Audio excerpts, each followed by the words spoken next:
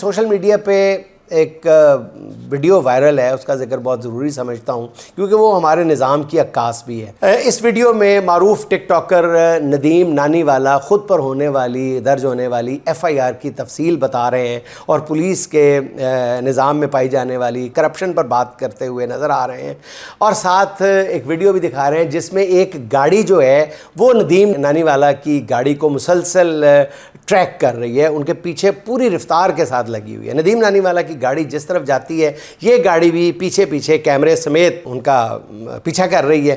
یہ کون لوگ ہیں جو اس طرح کی گاڑیوں کا پیچھا کرتے ہیں؟ اگر یہ ٹریفک پولیس کے ملازمین یا افسر ہیں تو کس نے انہیں یہ حق دیا ہے کہ وہ کسی بھی شہری کی گاڑی کا اس خطرناک انداز میں پیچھا کریں اور پھر کسی کی گاڑی کی ویڈیو بنا کر من گھڑت FIR درج کر دیں؟